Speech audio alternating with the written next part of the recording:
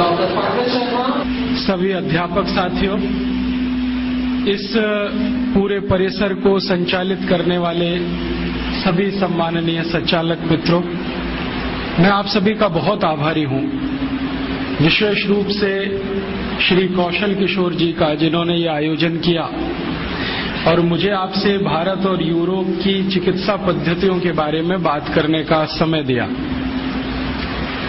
पिछले कुछ वर्षों से मैं भारत और यूरोप दोनों का अध्ययन करने का प्रयास कर रहा हूं। लगभग मुझे 10-12 वर्ष हो गए। इन 10-12 वर्षों में भारत और यूरोप के बारे में जो भी कुछ अध्ययन करने की मैंने कोशिश की, उसके लिए कुछ दस्तावेज जुटाए, कुछ डॉक्यूमेंट्स इकट्ठे किए, और वो दस्तावेज सिर्फ भारत से ही नहीं, यूरोप के भी कई देशों से लिए।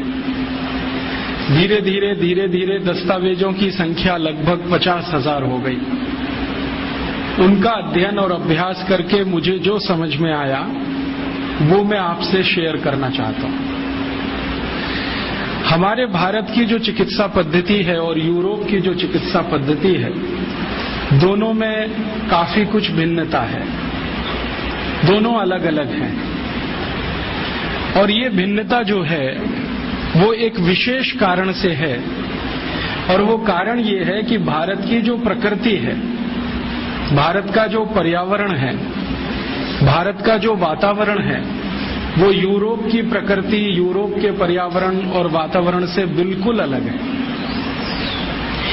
एक देश अगर पूर्व का है तो दूसरे पश्चिम के हैं। अगर गणित से कहें तो 180 डिग्री का अंतर है। ये जो भिन्नता है भारत में और यूरोप में, यही भिन्नता जीवन के हर क्षेत्र में है। भारत एक ऐसा देश है जिसको दुनिया में समशीतोष्ण जलवायु का देश माना जाता है। समशीतोष्ण का अर्थ होता है जहां ना ज्यादा बहुत गर्मी पड़े, ना ज्यादा बहुत सर्दी हो, ना ज्यादा बरसात हो, जो भी कुछ हो वो सब समान हो। गर्मी, सर्दी, बरसात, हेमंत, शिशिर, शरद, जो भी ऋतुएं आए, जो भी जलवायु हो, वो एक जैसी हो, समान हो, अति भी ना हो और कमी भी ना हो। ऐसे देशों को समशीतोष्ण कहा जाता है। भारत के बारे में दुनिया के सभी जो विशेषज्ञ हैं मौसम विज्ञान के, वो मानते हैं कि ये समशीतोष्ण देश है। यूरोप के बारे में सभी मौसम विज्ञानी कहते हैं कि यूरोप में 2 ही मौसम होते हैं, एक तो ठंड होती है और एक भयंकर ठंड होती है। ठंड का अर्थ है जब तापमान 0 डिग्री के आसपास हो या 0 से लेके 4-5 डिग्री के बीच में रहे। भयंकर ठंड का मतलब है जब तापमान 0 से नीचे हो और -20 डिग्री सेंटीग्रेड तक हो। कभी कभी तो कुछ देश ऐसे हैं जैसे डेनमार्क, नॉर्वे, वहां -40 डिग्री सेंटीग्रेड भी हो जाए। अब जरा सोचिए, कोई देश ऐसे जहां पर न्यूनतम तापमान -40 हो जाए और कोई देश ऐसा जहां का अधिकतम तापमान +50 हो जाए, तो दोनों में जमीन आसमान का अंतर होगा। आपका शरीर जो है ना, वो तापमान के हिसाब से अपने आप को बदलता है, या शरीर की कुछ प्रणालियां ऐसी हैं जो शरीर को तापमान के हिसाब से व्यवस्थित करती रहती है। यूरोप के लोग एक ऐसे क्षेत्र में रहते हैं जहां बहुत सर्दी का उन्हें सामना करना पड़ता है, और सर्दी भी ऐसी होती है जिसमें 3-3 महीने लगातार बर्फ गिरती रहे, बर्फ सड़कों पर जमा रहे, खेतों में बर्फ पड़ी रहे, तालाबों में बर्फ ही बर्फ दिखाई दे, छतों पर बर्फ हो, गलियों में बर्फ हो, नालियों में बर्फ हो, हर जगह बर्फ। और वहां की सरकार का 3-4 महीने तक तो मुख्य कार्यक्रम ही ये है बर्फ को सड़कों से हटाना। उसके लिए बड़े बड़े बुलडोजर होते हैं, वो बुलडोजर रात दिन एक ही काम करते हैं। यूरोप में कभी भी आप जाएंगे तो सभी घरों में लगभग 2 दरवाजे होते हैं।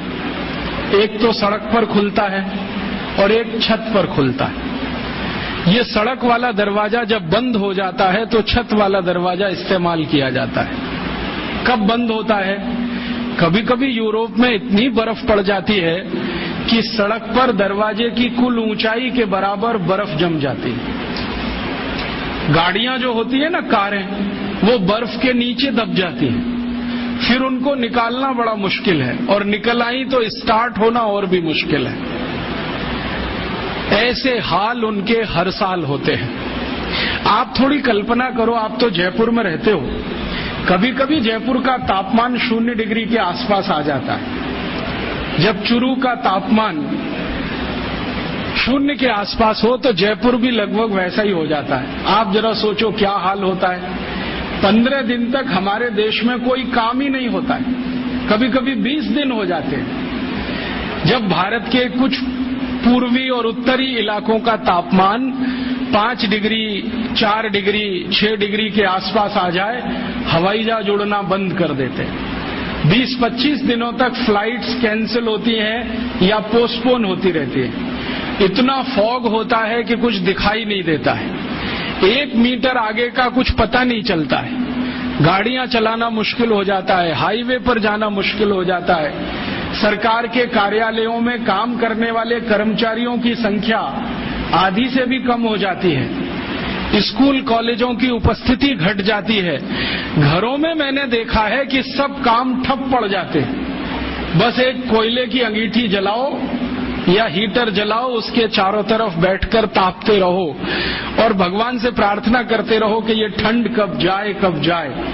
ये तो थोड़े समय के लिए होता है भारत में, मुश्किल से 15-20 दिन, तब हमारा ये हाल हो जाता है। तो जरा यूरोप की कल्पना करो जहां महीनों महीनों यही हाल होता है। ये भिन्नता है हमारे में और यूरोप में, और ये भिन्नता किसी मनुष्य की बनाई हुई नहीं है, प्रकृति की दी हुई है, प्रकृति की पैदा की हुई भिन्नता है। एक और भिन्नता है, हमारे भारत के बारे में सारी दुनिया के मौसम विज्ञानी एक बहुत बड़ी बात करते, जो शायद आप जानते हो तो अच्छा है, नहीं तो हमेशा याद रखें इसको। दुनिया के सभी मौसम विज्ञानी कहते हैं कि पूरी दुनिया में, पूरे विश्व में 16 तरह की जलवायु है, 16 तरह के मौसम है। इनको तकनीकी भाषा में 16 क्लाइमेट जोन्स कहा जाता है। और सारे मौसम विज्ञानी कहते हैं कि दुनिया में 200 देश हैं, इनमें अलग अलग ये 16 तरह की जलवायु है या 16 तरह के मौसम है। लेकिन भारत अनोखा ऐसा देश है जहां सारी की सारी 16 जलवायु एक साथ मिलती है। हाँ, और भारत को छोड़ दुनिया के मौसम विज्ञानी कहते हैं कि मौसम के हिसाब से, पर्यावरण और प्रकृति के हिसाब से दुनिया में कोई विशेष देश है, यूनिक है, तो वो ये भारत देश है। ये क्लाइमेट जोन्स पता है कैसे होते हैं? टेम्परेचर के हिसाब से फिक्स किए जाते हैं। एक टेम्परेचर मान लिया 0 डिग्री से 10 के बीच में, दूसरा मान लिया 10 से 20 के बीच में, तीसरा 20 से 30 के बीच में, चौथा फिर उसके आगे, फिर 0 के नीचे। इस तरह से फिक्स किए गए हैं क्लाइमेट जोन्स। तो सब मौसम विज्ञानी कहते हैं कि भारत में लगभग सभी तरह के क्लाइमेट जोन्स हैं। और इसको मूर्त रूप में मैं कहूं, ये तो अमूर्त बात हुई, कुछ मूर्त बात अगर कहूं तो अगर आप भारत में अफ्रीका के रेगिस्तानी जलवायु को देखना चाहें तो राजस्थान के जैसलमेर में आ जाइए, आपको अफ्रीका का रेगिस्तान वहां दिखाई दे जाएगा। अगर आप भारत में स्विट्जरलैंड की बर्फ गिरती हुई देखना चाहें तो जम्मू कश्मीर में चले जाइए, उत्तरांचल में चले जाइए, आपको वो दिखाई दे जाएगा। अगर आप इस भारत में धूल भरी आंधियां जो कभी चला करती हैं ब्राजील में, मैक्सिको में, साल के कुछ महीने, वो देखना चाहें तो उत्तर और मध्य भारत के बहुत सारे स्थानों पर दिखाई दे जाएंगे। जो आप भारत में भयंकर बारिश का कोई क्षेत्र देखना चाहें, जैसे अमेजन के आसपास का है लैटिन अमेरिका में, तो वो भारत में आपको कर्नाटक में मिलेगा, गोवा में मिलेगा, जहां साल में 8 महीने बारिश होती रहती है। और साल के 3 महीने तो ऐसी बारिश होती है कि पानी रुकता ही नहीं है। कर्नाटक में एक इलाका है जिसको कुर्ग कहते हैं, वहां 3 महीने बारिश ऐसी होती है कि रुकेगी नहीं, हल्की हो जाएगी, तेज हो जाएगी, हल्की हो जाएगी, तेज हो जाएगी। ऐसा ही वातावरण ब्राजील में है, मैक्सिको में है, अमेजन नदी के आसपास के जो जंगल है ना, जिनको रेन फॉरेस्ट कहा जाता है दुनिया में, वो अगर भारत में देखना हो तो गोवा है, कुर्ग है कर्नाटक का, थोड़ा बहुत इलाका हो तो चेरापूंजी चले जाओ, बंगाल आसाम के आसपास आ जाओ। और अगर भयंकर सूखे वाला देखना हो, जहां साल में 2 इंच भी बारिश ना हो, तो वो देखना हो तो गुजरात चले जाओ। कच्छ नाम का एक जिला है जहां मुश्किल से 2 इंच बारिश होती है। वैसे तो राजस्थान में भी कुछ जिले हैं, लेकिन इस बार उन्होंने रिकॉर्ड तोड़ दिए 100 साल पुराने। मैं कहना ये चाहता हूं कि कोई भी मौसम आपको देखना है तो भारत में उपलब्ध है। मैं पिछले 7-8 वर्षों से राजस्थान आता हूं। थोड़ा माइक्रो लेवल पे मैंने देखा तो भारत के सारे मौसम राजस्थान में भी उपलब्ध है। भयंकर ठंड, चुरू जिंदाबाद। भयंकर गर्मी, उसके लिए भी चुरू जिंदाबाद, +50 चला जाएगा। बहुत बारिश देखनी हो तो कोटा और आसपास देख लो, बिल्कुल सूखा देखना हो तो जैसलमेर और बीकानेर की तरफ चले जाओ। माने भारत तो दुनिया में और भारत में राजस्थान। ये है कुछ हमारे देश के बारे में अलग बात जो यूरोप में नहीं है। यूरोप में कोई 2 देश ऐसे नहीं है जहां पर एक साथ आपको सभी मौसम दिखाई दे। इसलिए यूरोप वाले कुछ मामलों में बहुत गरीब हैं, और उनकी गरीबी यही है कि मौसम उनको अनुकूल नहीं मिला है। अब मौसम की प्रतिकूलता है वहां पर, भयंकर प्रतिकूलता है। उसी प्रतिकूलता में वो बेचारे हजारों साल से जिंदा हैं, तो उनको जिंदा रहने के लिए 2 तरह के संघर्ष करने पड़ते हैं। एक तो मौसम के साथ, जलवायु के साथ, दूसरा अपनी जिंदगी को टिकाए रखने के लिए, चलाए रखने के लिए। भारतवासी इस मामले में भाग्यशाली है कि उनको मौसम के साथ कोई बड़ा संघर्ष नहीं करना पड़ता ज्यादा। यहां तो बड़ा संघर्ष जिंदगी को चलाए रखने का ज्यादा है।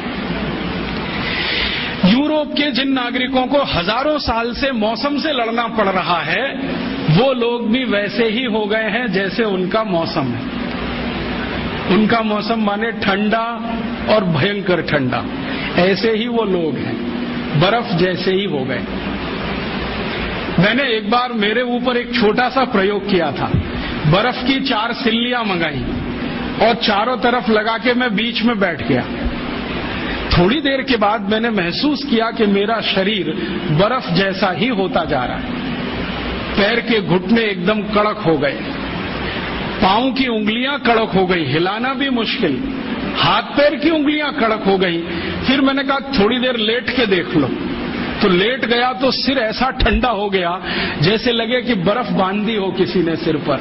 तब मैंने महसूस किया कि मैं तो 1 घंटे में परेशान हो गया बर्फ की सिल्लियों के बीच में बैठकर और लेटकर। बेचारे यूरोप वालों का सोचो, जो हजारों साल से बर्फ चारों तरफ है और उसी में बैठ रहे हैं, लेट रहे हैं, और वही उनकी जिंदगी है। थोड़ा आगे बढ़ें। भारत की और यूरोप की भिन्नताओं में से एक भिन्नता और है कि यूरोप में चूंकि बर्फ बहुत है, ठंडी बहुत है, इसलिए सूर्य का प्रकाश बहुत अधिक नहीं है वहां पर। भारत एक ऐसा देश है जिसको भगवान ने ऐसा कोई वरदान दे रखा है जहां हर दिन सूर्य का प्रकाश होता है।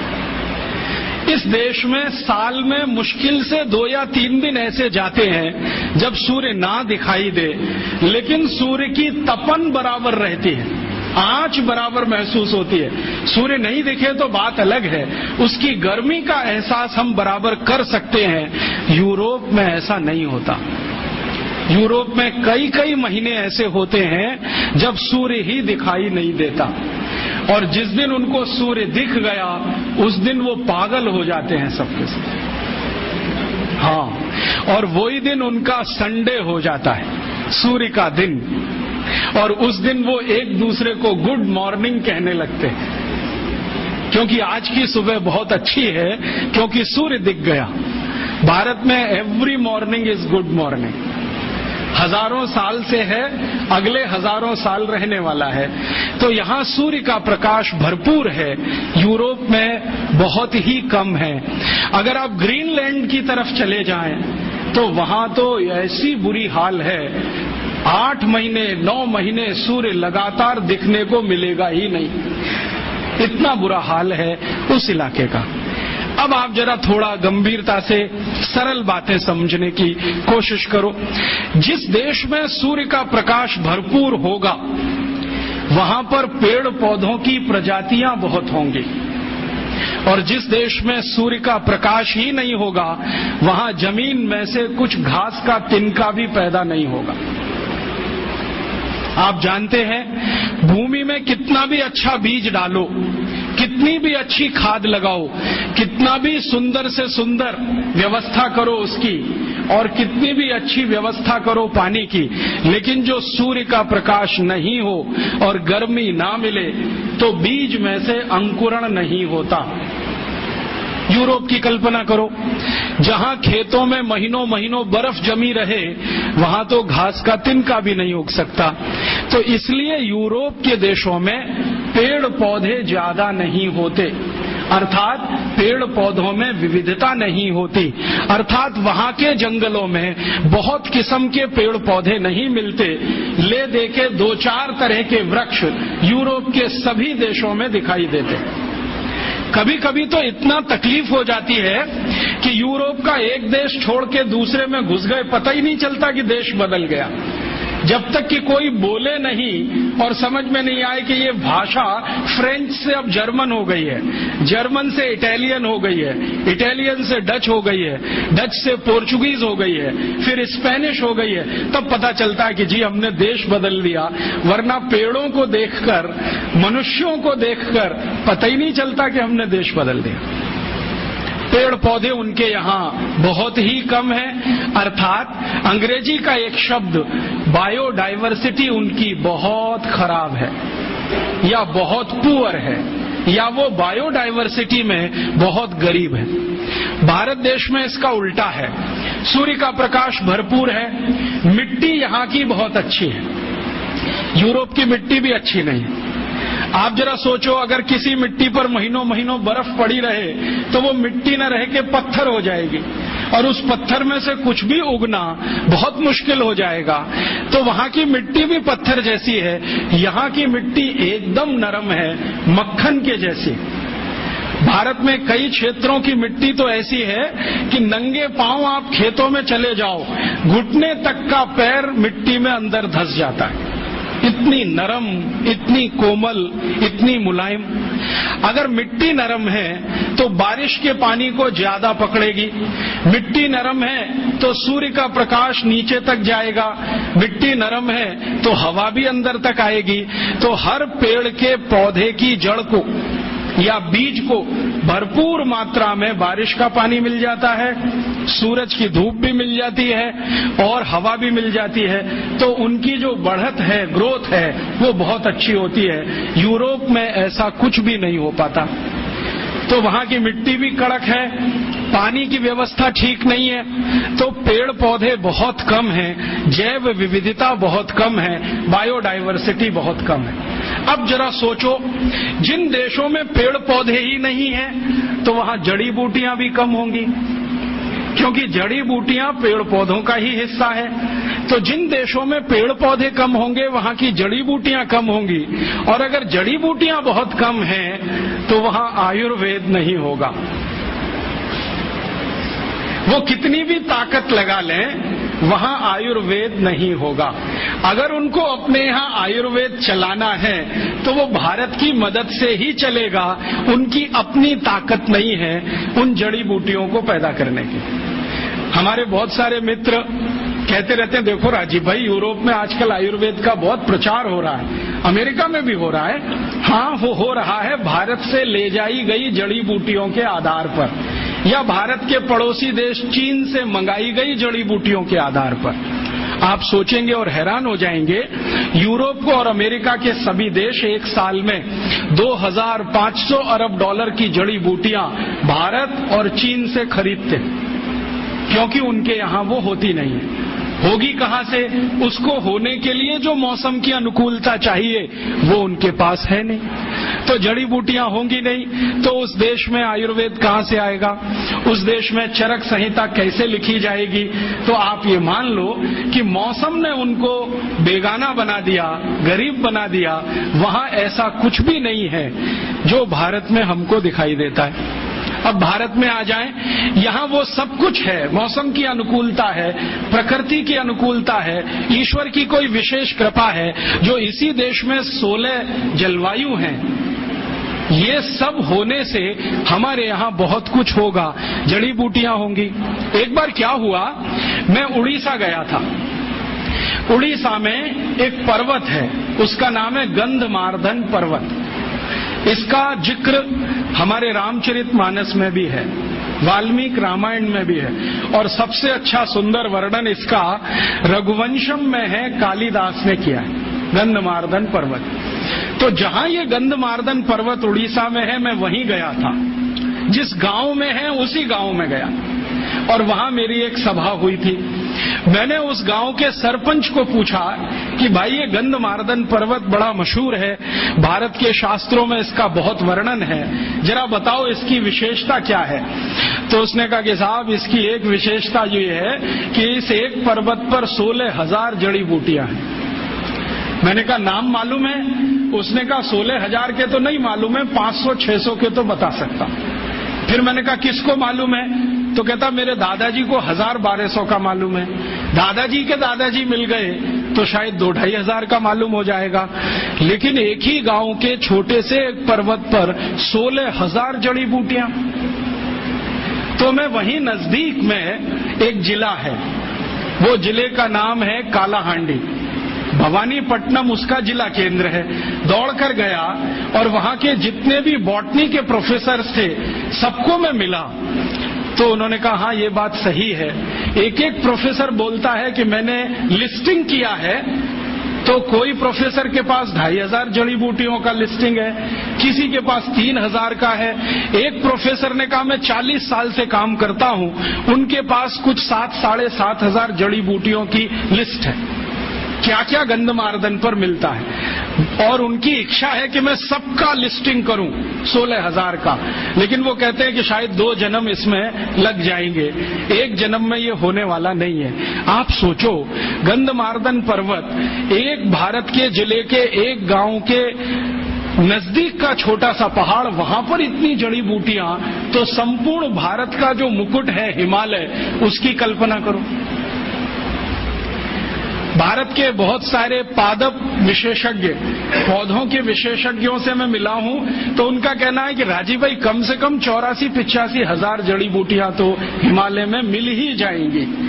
मैंने पूछा अधिक से अधिक कितनी बताओ? तो उनका वो अभी कैलकुलेशन संभव नहीं है, हमारी इमेजिनेशन काम नहीं करती, कल्पना शक्ति काम नहीं करती।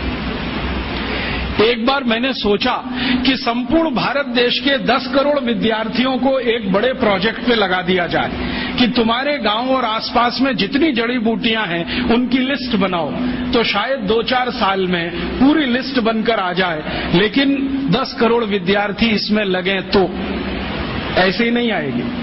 कितना बड़ा काम है जो अभी तक करने के लिए बाकी पड़ा है, और हमें इसका अंदाजा नहीं है। शायद इसलिए नहीं कि भगवान ने भरपूर दे दिया है, तो हमें स्केर्सिटी का अंदाजा नहीं है। ये जो यूरोप और अमेरिका वाले हैं जिनको कुछ मिला नहीं है, वो तड़पते हैं, फड़फड़ाते हैं, और वो रोज भारत सरकार पर आकर ऐसे दबाव डालते हैं कि भारत के कानूनों में संशोधन कर दो और हम ये हिमालय की सब जड़ी बूटी खोद कर ले जाएं, भारत के पहाड़ों से जितना मिले वो ले जाएं, ऐसी व्यवस्था कर दो।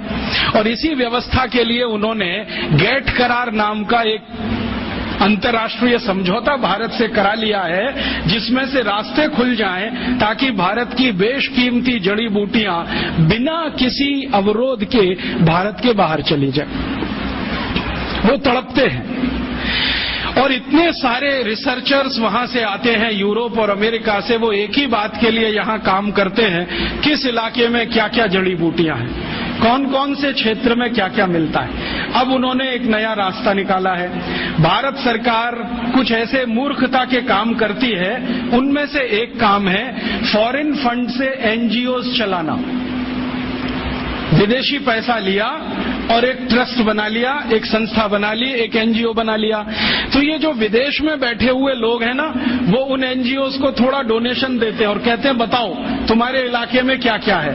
ये मूर्ख लोग यहाँ थोड़े पैसे के लालच में सूची की सूचियां बनाते हैं और यूरोप और अमेरिका को भेजते जाते हैं कि यहाँ ये है, यहाँ ये है, यहाँ ये है, और उनको ये धीरे धीरे पता चल रहा है और धीरे धीरे वो भारत सरकार की बाहों उमेट रहे हैं। चीन इस मामले में थोड़ा होशियार है। चीन की सरकार अपनी जड़ी बूटियों के क्षेत्र में विदेशियों को प्रवेश नहीं करने देते।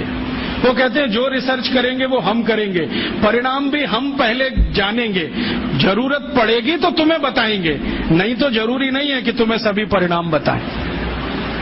वो थोड़े होशियार हैं। हमारे देश के नेता उनसे थोड़े ज्यादा मूर्ख हैं। किसी भी विदेशी को बुलाएंगे, आओ दरवाजा खुला है, जो तुम्हें चाहिए सब लूट के ले जाओ। जैसे वो जहांगीर था ना 400 साल पहले, ईस्ट इंडिया कंपनी को दरवाजा खोल के बुला लिया, वही जहांगीरों के मानस पुत्र आज भी इस देश में है। आ जाओ, किसी का भी स्वागत है। भारत एक धर्मशाला है, सराय जैसा है। हमने ग्लोबलाइजेशन कर दिया, लिबरलाइजेशन कर दिया, जो तुम्हें चाहिए सब ले जाओ। अब मुश्किल क्या हो रही है कि जब बहुत रेयर माने बेशकीमती जड़ी बूटियों पे कहीं काम होता है तो पता चले वो भारत में नहीं है, कनाडा में है। पता चले भारत में नहीं है, जर्मनी में है। पता हुआ भारत में नहीं है, अमेरिका में है। और उनके जर्नल्स जब आते हैं तो वो पता करते हैं, हमको जानकारी देते हैं कि हमने तो इस पर पेटेंट ले लिया और हम यहां ठगे से बैठे हुए रह जाते हैं। अमेरिका ने हल्दी पर पेटेंट करा लिए, नीम पर पेटेंट करा लिए, काली मिर्च पर पेटेंट करा लिए, जीरे पर करा लिए, अजवाइन पर करा लिए, और तो और इडली बनाने के प्रोसेस पर पेटेंट हो गए, सांभर बनाने के प्रोसेस पेटेंट हो गए। हम यहां ठगे ठगे से देख रहे हैं। अखबारों में खबर आती है तो पता चलता है। इससे सिद्ध क्या होता है, भगवान का दिया हुआ हमारे पास सब कुछ है, लेकिन हमने उसको